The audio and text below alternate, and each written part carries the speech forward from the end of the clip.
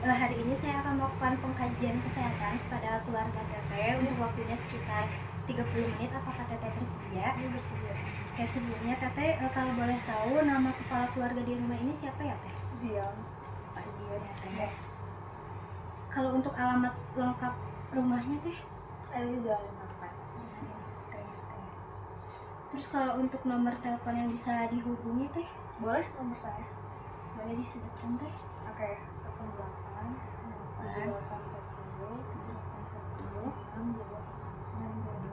Oke. Teteh kalau di rumah ini tinggal berdua sama suami atau ada keluarga lain Teh? Tinggal berdua sama suami. Berdua aja ya Teh. Kalau Teteh dan suami aslinya berasal dari suku Sunda atau dari mana? Kita kebetulan ada campuran Sunda sama Cina. Oh, oke.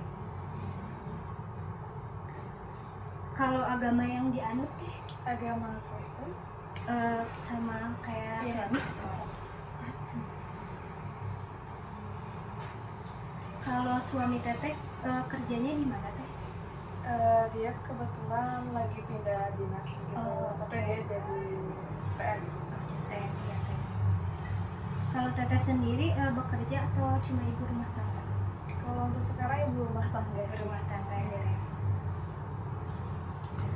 Kalau untuk kebutuhan pemenuhan sehari-hari Teh udah stabil atau masih menyesuaikan?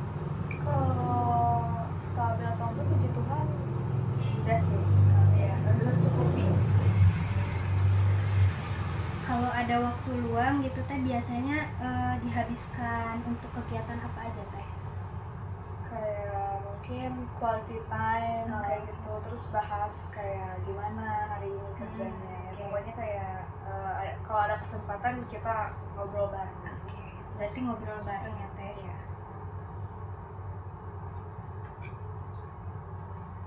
Teteh kalau boleh tahu menikah sama suami tahun berapa Teh? Tahun berapa ya? Hampir mau 2 tahun yang lalu sih. Berarti Teteh sekarang usianya berapa Teh? 23, 24. Oh, mau ke 24. Kalau suami Teteh? Suami umur 25, 26 sampai 26. Teteh kalau awal menikah gitu bagaimana proses penyesuaian Teteh? Penyesuaian gimana sih? Dari sebelum menikah sama setelah menikah. Prosesnya bagaimana? Kayak mungkin apa ya? Kalau sebelum menikah itu kan kayak kita masih bisa handle for myself sendiri kan. Terus kalau misalkan kalau udah ada suami itu lebih ke kayak gimana caranya untuk kayak bangun pagi, lebih kayak ke rutinitas yang sebelumnya enggak untuk dilakukan tuh dilakukan kayak gitu. Teteh sudah ada rencana untuk punya anak? Kalau rencana punya anak kayaknya belum sih. Belum ya Teh. Berarti Teteh sama suami sekarang lagi LDR gitu ya Teh? Iya, lagi LDR. Udah berapa lama Teh? Baru seminggu sih. Baru seminggu. Ada perubahan nggak Teh yang Teteh rasain gitu setelah menikah? Perubahan yang aku rasain? Kalau perubahan banyak sih. Iya. Kayak misal kalau perubahan itu kita jadi tahu apa itu kayak ngurus rumah, terus kayak pembayaran rumah, apalagi tuh kayak bikin wow. Oke, gitu. Terus kalau hubungan Teteh sama keluarga besar Teteh dan suami itu bagaimana Teh? Ya harmonis ya Teh. Kalau keluarga besar tinggalnya dekat sini atau cukup jauh Teh? Kalau dari keluarga aku ada yang dekat di sini, tapi ada juga yang jauh sih, nggak terlalu. Kalau sama keluarga suami? Kalau keluarga suami jauh. Kalau suami jauh. Iya. Teteh setelah menikah kalau komunikasi sehari-harinya seperti apa Teh? Sama suami atau sama keluarga besar Teteh? Komunikasi ya. kita kalau aku lebih sering kebanyakan telepon ya daripada chat gitu. Iya. Karena menurut aku lebih worth it aja kalau Iya. untuk kita ngobrol langsung gitu. Kalau biasanya yang mengatur keuangan di rumah suami atau teteh? Saya Oke, teteh sendirian ya. Kalau interaksi dengan keluarga besar dan lingkungan sekitar bagaimana teh? biasa aja sih. Kalau sama lingkungan sekitar kayak tetangga gitu? Oh, kita sering ada kayak interaksi gitu aja. Kalau ketemu papasan kayak sapa gitu. Kalau menurut teteh rumah ini cukup nyaman dan aman gak teh? Kalau menurutku cukup nyaman. Cuma kalau untuk aman mungkin karena ini aku baru dan juga kayak ngerasa belum merasa aman aja sih. Tapi maksudnya kalau nyaman iya. Oke. Kalau nyaman sudah ya teh. Kalau untuk ventilasi dan pencahayaan menurut teteh rumah ini bagaimana teh? Bagus sih, bagus. Oke, selamat siang teteh. Mohon Selamat maaf siang. ya mengganggu waktunya. Jadi hari ini tujuan aku kesini lagi itu untuk membicarakan gitu ya teh hasil pengkajian kita minggu lalu. Nah, untuk keluarga teteh sendiri dari hasil pengkajian yang sudah kita dapat data-datanya gitu ya teh, keluarga teteh itu tidak ada masalah yang signifikan gitu ya yang harus segera diatasi karena dari pola komunikasi, pembagian peran dan juga lain-lainnya di keluarga teteh itu sudah cukup baik, namun mungkin perlu kita tingkatkan lagi gitu ya teh. Nah, tujuan scoring ini sendiri juga untuk menentukan gitu seberapa penting diagnosa yang saya ambil untuk diintervensi gitu, dan untuk scoring ini tidak ada benar atau salah ya teh. Nah, untuk diagnosa yang saya ambil untuk keluarga teteh itu yaitu peningkatan fungsi keluarga, di mana di sini tuh kita hanya untuk meningkatkan gitu teh apa yang sudah diterapkan di keluarga teteh, nah perlu ditingkatkan lagi. Nah, mungkin nanti saya akan jelaskan gitu ya untuk pengkajian scoringnya. Nanti teteh tinggal berikan jawabannya aja gitu ya teh. Nah, untuk diagnosa yang tadi saya sebutkan gitu ya teh untuk peningkatan fungsi keluarga. Nah,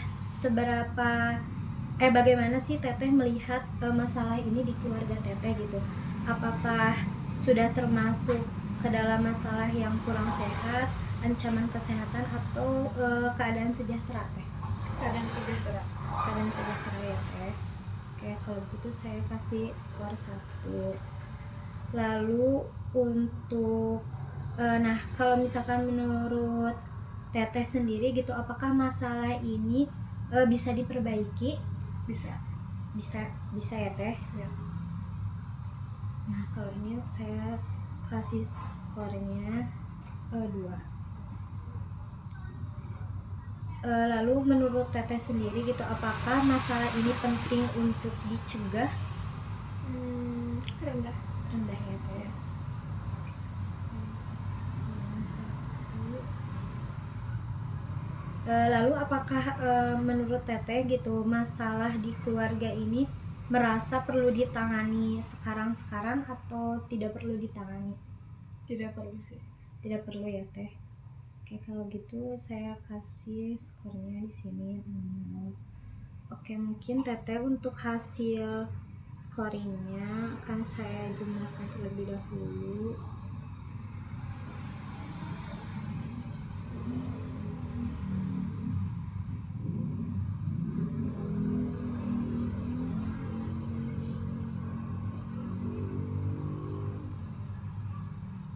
Nah, mungkin teteh nanti besok mungkinnya saya akan kesini lagi untuk melakukan implementasi mengenai edukasi seputar peningkatan fungsi keluarga teteh.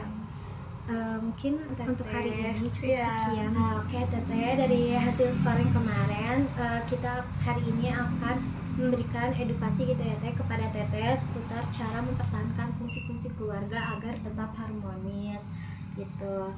Oke teteh, mungkin untuk implementasi hari ini kita akan memakan waktu sekitar 30 menit. Apakah teteh bersedia? Iya, bersedia. Oke teteh, mungkin hari ini saya akan sedikit menjelaskan tentang cara mempertahankan fungsi keluarga gitu ya teh. Nah, yang pertama itu adalah fungsi afektif. Nah ini tuh bagaimana teteh dan suami meluangkan waktu yang berkualitas bersama gitu dengan cara melakukan kegiatan-kegiatan yang positif gitu ya teh. Nah teteh juga kan sebelumnya sudah melakukan kegiatan positif seperti olahraga gitu ya teh. Nah itu bisa teteh tingkatkan gitu dengan melakukan hal lain selain olahraga. Lalu biasakan saling menyapa dan memberi apresiasi kepada satu sama lain gitu ya teh, karena mungkin teteh juga sekarang sedang LDR gitu ya, mungkin teteh bisa menyampaikan lewat pesan di WA gitu ya teh. Mungkin kalau suami teteh ada, teteh bisa menyampaikannya secara langsung. Nah lalu teteh bisa memberikan ruang untuk bercerita gitu tanpa dihakimi. Teteh dan pasangan bisa saling mencurahkan keluh kesah satu sama lain gitu ya teh. Nah mungkin ini juga sudah teteh lakukan ya teh sebelumnya, bisa teteh tingkatkan lagi ke depannya. Lalu teteh bisa memberikan dukungan emosional. Lalu yang kedua ini ada fungsi komunikasi, sebagaimana teteh sudah melakukan komunikasi yang baik itu bersama pasangan teteh. Nah di sini tuh ada membangun komunikasi terbuka dan jujur. Kemarin juga teteh sudah mengatakan ya teh kalau kejujuran ini sangat penting bagi hubungan teteh gitu. Lalu gunakan komunikasi dua arah gitu. Jadi jangan sampai komunikasi ini hanya dilakukan oleh teteh saja atau pasangan teteh saja gitu. Lalu hindari nada tinggi atau menyalahkan. Jadi kalau misalkan kalau ngobrol lagi emosi gitu ya teh, biasanya kita sering menggunakan nada tinggi. Nah ini bisa kita cegah gitu teh, karena kalau misalkan komunikasi menggunakan nada yang tinggi itu bisa menyinggung satu sama lain gitu ya. Lalu menggunakan kalimat-kalimat yang positif. Nah untuk fungsi ekonomi teteh sendiri, nanti teteh bisa membuat anggaran bulanan sederhana gitu ya teh. Ini untuk di fungsi ekonominya. Lalu melibatkan keluarga. Nah maksud keluarga di sini adalah pasangan teteh sendiri gitu untuk keputusan ekonomi. Lalu memprioritaskan kebutuhan, karena sekarang teteh belum mempunyai anak, mungkin kebutuhan prioritasnya hanya untuk kebutuhan rumah tangga teteh dan suami aja ya teh. Lalu ini ada biasa menabung gitu, teteh juga sudah melakukannya. Lalu ada fungsi sosialisasi. Nah ini cara keluarga teteh untuk menyampaikan komunikasi dengan masyarakat gitu ya teh, ikut kegiatan masyarakat sehari-hari. Teteh juga sering ikut organisasi ya teh. Di Persit gitu biasanya ada kegiatan apa aja teh? Biasanya kita ada kayak senam bareng biasanya kayak gitu, terus juga bakti sosial kayak gitu-gitu sih. Oke, nah ini masuk juga ya teh ke fungsi sosialisasi keluarga teteh yang sudah dijalankan dengan baik gitu, dengan mengikuti kegiatan-kegiatan yang ada di masyarakat.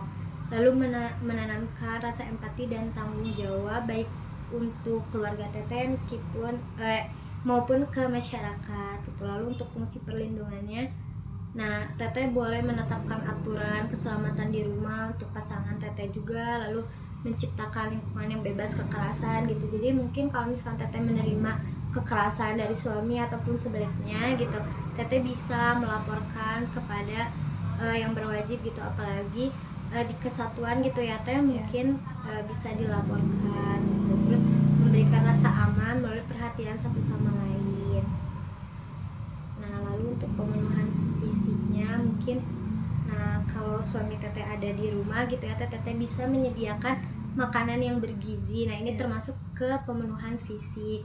Lalu mendorong aktivitas fisik kayak olahraga bareng ya teh, bebersih rumah bareng atau melakukan kegiatan bareng gitu.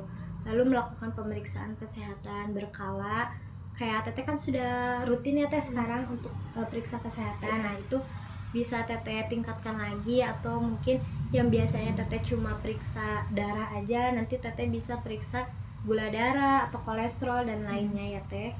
Lalu menciptakan rumah dan bersih dan nyaman gitu. Nah teteh bisa mungkin mulai dari rajin beberes, mungkin itu sudah pasti ya teh. Menciptakan lingkungan yang aman, teteh bisa apa ya, menciptakan tanaman yang indah gitu di halaman-halaman gitu teh. Nah mungkin untuk fungsi keluarga ini mungkin tadi saya sudah sampaikan, dan Teteh juga sudah melakukan beberapa kegiatan yang sudah termasuk di dalam fungsi-fungsi keluarga yang harmonis ini ya Teh. Tinggal Teteh tingkatkan kembali untuk kedepannya. Nah mungkin untuk edukasi dari saya sekian Teteh. Terima kasih untuk waktunya. Mohon maaf mengganggu waktunya Teteh. Oke, selamat siang Teteh. Siap. Oke, hari ini kita akan mulai implementasi kedua ya Teh. Hari ini saya akan menyampaikan edukasi seputar bagaimana sih menjaga hubungan keintiman pada pasangan LDR gitu ya. Karena Tetehnya sedang LDR, mungkin edukasi ini cocok ya Teh untuk Tetehnya gitu. Nah untuk yang pertama itu apa sih Teh gitu ya keintiman pada pasangan LDR itu. Nah mungkin kita sering mendengar keintiman itu lebih menjurus ke hubungan seksual ya Teh. Namun keintiman di sini itu bukan hanya tentang hubungan seksual, tetapi juga kedekatan emosional antara Teteh dan suami. Nah, juga pasangan LDR ini perlu usaha yang lebih gitu ya untuk menjaga kedekatan satu sama lain. Karena suami Teteh juga TNI, mungkin untuk komunikasi sedikit sulit ya Teh. Nah, jadi perlu usaha lebih lagi gitu.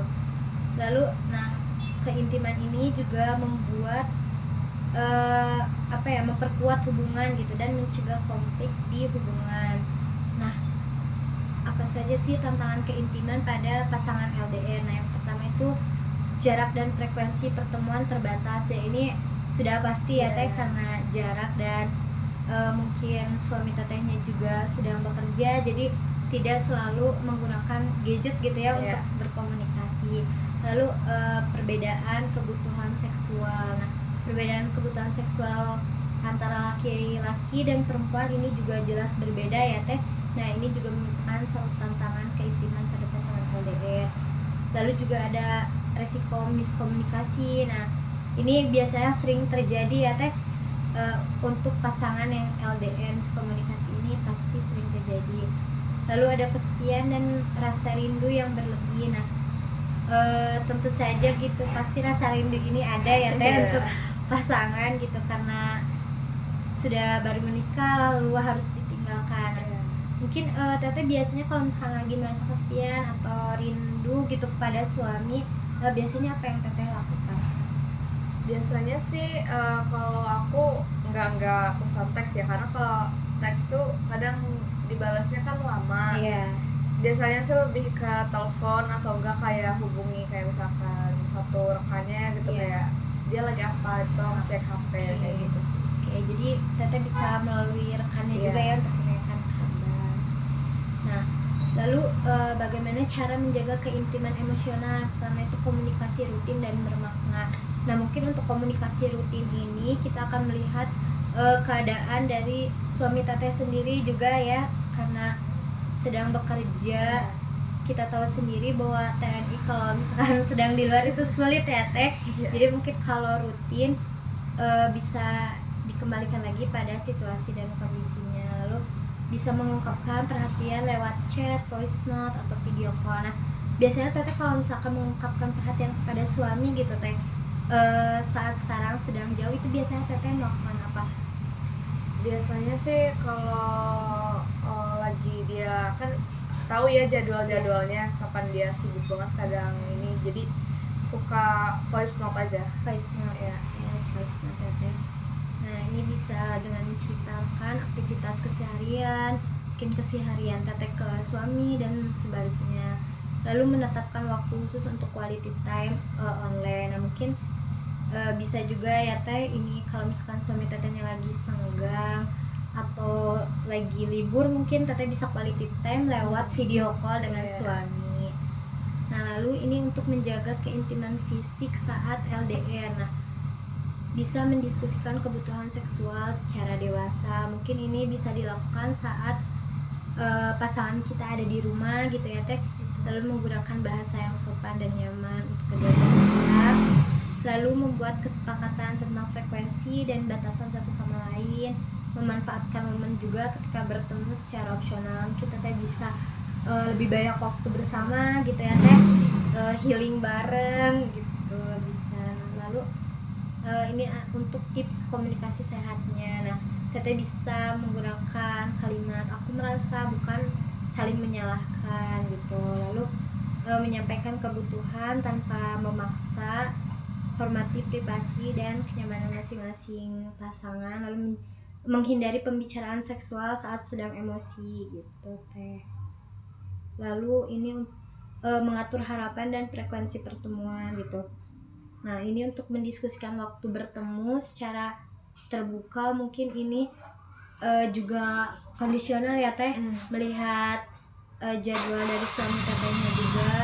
Lalu ini mungkin bisa direncanakan aktivitas bersama saat suami teteh ada di rumah. Nah, mungkin dari teteh sendiri ada rencana apa gitu teh kalau suami sudah pulang? Pastinya kayak bakal ini sih, kayak bertemu kangen kayak gitu. Terus juga mungkin kayak kalau dari aku pribadi karena sukanya kayak quality time keluar, jadi kayak mungkin ngeliat hidden gem yang kayak gitu sih. Oke. Nah, ini lalu yang terakhir itu ada membangun rasa aman walaupun jarang bertemu. Nah, ini mungkin bisa dilakukan lewat telepon gitu ya teh, jadi saling tahu kabar satu sama lain. Nah, ini untuk hal-hal yang perlu dihindari untuk pasangan yang LDR. Yang pertama itu menuntut hubungan seksual secara berlebihan, karena ini juga kan tidak mungkin gitu ya karena pasangannya tidak ada. Lalu membandingkan pasangan dengan orang lain, ini perlu dihindari gitu karena bisa memicu konflik ya teh. Lalu menghubungkan seks dengan bukti cinta dan menggunakan ancaman manipulasi. Nah, mungkin untuk edukasi seputar seksual pelindungan ini gitu ya teh sudah cukup gitu. Mungkin dari teteh ada yang ingin ditanyakan terlebih